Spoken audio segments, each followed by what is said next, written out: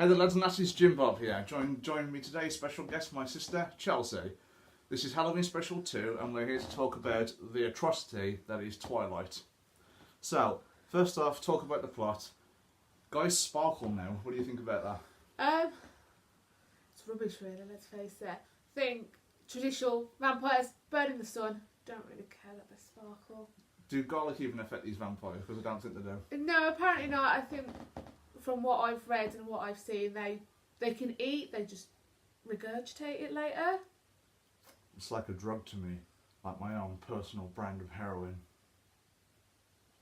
First off, Kristen Stewart as an actress, she's terrible. Want to see my impression of her? This is her happy, this is her sad. Don't this make is me laugh. her excited. Don't make me laugh. And Robert Pattinson, he's not as bad, but he's more of a... He's a knob though. He's just a creepy guy, and the relationship is completely off the rails. Toxic. Some of the stuff that he says to her, like I'm amazed that she actually fell in love with him. Yeah, I'm really surprised as well. To be fair, it's really toxic, and he's just a bit of a knob. A bit of a knob. I used to like it, but no. Just no. She actually has an old YouTube channel called Mrs. Chelsea Cullen. Like Don't go searching that. She used to be a huge craze fan on Twilight, and now we're like ripping the shit out of it in future. Okay, so I'm going to get into a few minor details about the creepy stuff Edward does. Like the smell of her hair, he sort of just goes like he was going to be sick, but he actually enjoyed the smell.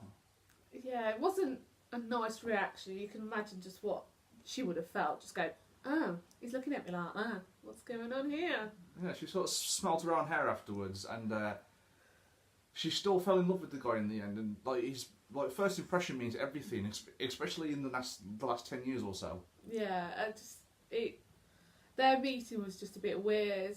The fan and the slow motion, the music, and he's just there looking like he's ready to throw up from having too much vodka or something. You know, I wonder if Robert Pattinson literally had to down like a load of vodka like before he even filmed this stuff, or maybe he was held at gunpoint and that's why he had to be cast in like 4 really bad films. But to be fair, 5. Oh, okay, my bad, 5. Thinking of the Hunger Games here, much better films by the way. Okay, so the rest of the family, the Cullens, nothing to them. There wasn't. The thing is, I've read the books, so it's a bit of a different thing that we'll talk about later, but they don't have any chemistry on screen. I can imagine them being the characters if I read the book again, but there was just not enough about them, just for them to all suddenly go, she's family! Let's protect her! I thought that was a bit weird actually. Let's take her around, let's meet the family, but we'll protect her as well, even though we've only had one date.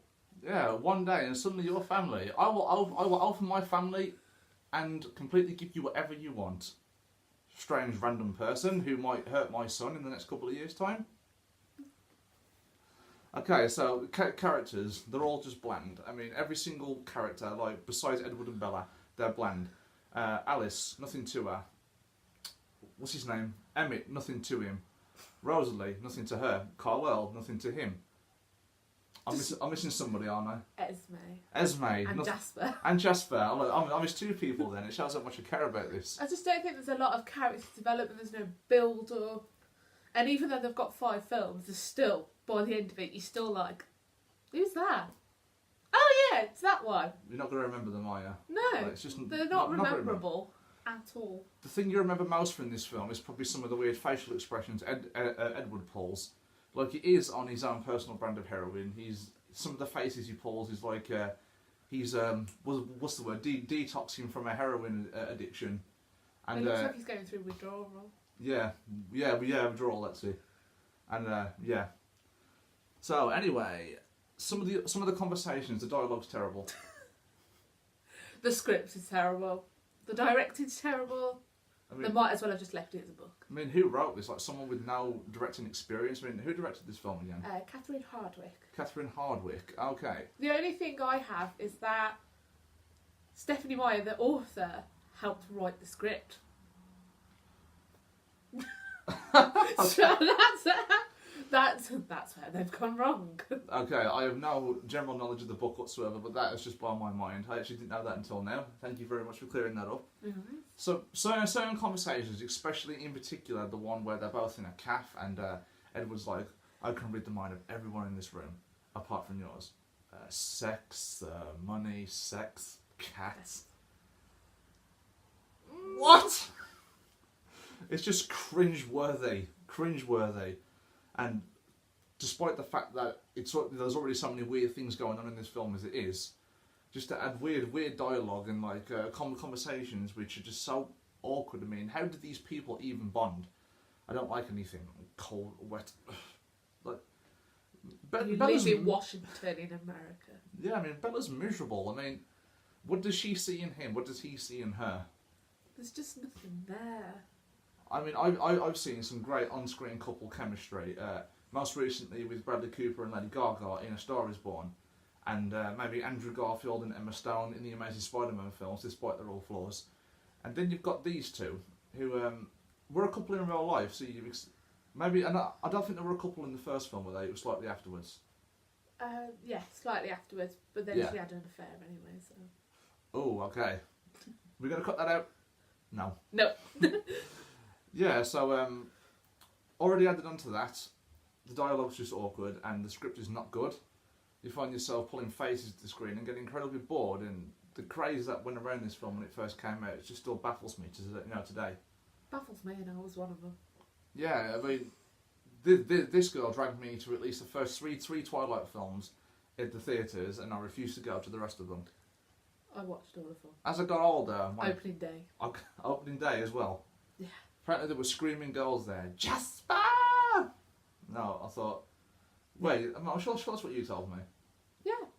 Shouted every guy's name that I could think of. Other than that, we got essentially the villain, which is James, and I don't get him. I mean, the whole... When he turns up at the baseball game, again, that seems weird as well. And he just decides to... he wants to eat Bella. Or drink her blood, or whatever it is. And once he actually gets his hands on her and there's no one else around, he decides to hesitate, like the typical cliche villain, giving the hero time to show up. And it's just predictable. I mean, because when Edward does show up, what a surprise, the villain fails. He had Bella in his wits, and he decided to grab her camera and film what was going on. He was a bit of a psychopath, to be fair, even in the books. So he wanted to play about with her a little bit. Yeah, but I think that's the problem. It never really portrayed on film what it did in the book. So, the books are better. The books are better. It's a badly written book. They are. All of them are. It's a bad story. The guy glitters. Sparkles. Sorry. After all. But it's not portrayed as well on film, for example. So, in the film, you don't know why they're about, why they in forks, what they're doing, why they turned up to baseball, why is it all of a sudden that he wants to eat her, whereas in the books it does describe it. So James is a tracker, he wants his blood, like Edward described, is like his own personal brand of heroin. So her blood is like... Okay, I didn't even know a bit of that. So, to a person who hasn't read the Twilight books and going into this film for the first time, to me, James was literally like, I want to eat you. Yeah. And that's essentially the whole... The moral of the story. The villain ambition. And so, unless you've read the books, the film is going to be even worse. So, anyway, what we got here. Finally, the relationship between Edward and Bella is toxic as shit. Now, if you thought, say, Christian Grey and Annabelle... Is it Annabelle Steele? Anastasia Steele. Anastasia Steele, my bad. I hate those films as well. If you thought that was bad and toxic, like this just appears to be maybe equally as bad. I don't really know. What do you think's worse? No, I do agree. I think Edward and Bella's relationship in any kind of aspect is toxic. So he wants her to stay human, but then he can't resist to try and want to bite her. But then she wants to be a vampire so she can live it forever, but doesn't actually give a shit about the rest of the family. What would have happened if I would have broke up and she just became the undead? Well, you watch New Moon, but she stays. Oh yeah. Well, the relationship throughout the entire series is just goes from bad to worse. I mean, he leaves her for months on end, and she sat there in a chair weeping as the camera panned around her, and the seasons changed. And there's the fact that he also That's New Moon. Yeah, that's New Moon. Yeah, I was on about like future films, and she just goes head over heels for this guy, and there's actually like a love triangle that eventually forms. And pretty much, if a love triangle forms, then the guy should just get out of there, or the girl should get out of there, depending on the situation. But she stays, and Edward seems perfectly fine with it. It's like, yeah, you're in love with your best friend, who's a rival. Well done. As long as you but you're gonna be engaged to me, and it's fine. I don't really care as long as you don't do anything, because Jacob's thoughts were pretty loud. And I think as supposed to be the heroine of the main character, she just let things happen. Yeah. She let Edward walk away, and then she lay down in a forest.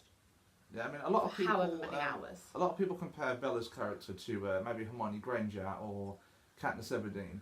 Now, Hermione and Katniss actually did something essentially to the plot. I mean, Bella could be erased from this. And it'd still be shit. All that... Actually... Might be fair decent. Well, without Bella, there wouldn't really be a story. So, yeah, but even if you erased her from it, it wouldn't improve it that much. No. So, finally, Chelsea's going to tell me a couple of the differences between the films and the books, because I have no knowledge about this, and apparently... New Moon Eclipse and the 2 Breaking Dawn films. Am I missing one? No, I'm not. No, just this one. Are more accurate to the books than the first one. So, take it away. So, I know we've spoke beforehand before filming that the only kind of scenes that are in the book from the film are the cafe scene where he's literally going, they're thinking about sex. Cats. That's in the book, but I'm pretty At least sure they stay true to something. Say those things. Where she nearly gets crushed by the truck, well, the van, that's in the book. And the baseball scene's in the book, and the ballet studio. Everything else, nah. It's just absolutely nothing like the book. When I went to see it, yes, I was blown away. I was like, oh my god, it's Twilight film. Oh my god. Robert Pattinson, it's Edward. It's fall in love. Young 14-year-old Chelsea at the time. But then, as you get older, you realise that actually, not only is it a terrible book, but the film is absolutely nothing like it. So there was no point in making it at all. Okay, so you know that scene where Edward is like, as if you could outrun me? Yes. Is that in the book? It is, but not in that situation. They're not in a forest. They're in like a little meadow where he's taken her on a date. He's not all blustering in your face. He's not going, I can kill you, basically. He's very much been a mature vampire about it, given his age, going, you basically can't fight me off. I'm a bit of a dick. Yeah, Edward was a dick in this film, and I look back on it now and just because I enjoyed the film when it first came out. I don't get me wrong, like young Jim Bob was like that.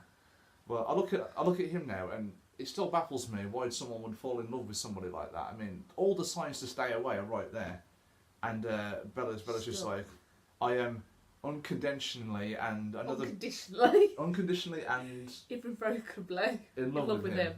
That's the one. So, thank you very much, guys. Tell me, what did you think of this collaboration discussion? Would you like to see my sister in these videos more often? Thank you very much, everybody. Smash that like button, and I will see you next time. Bye-bye.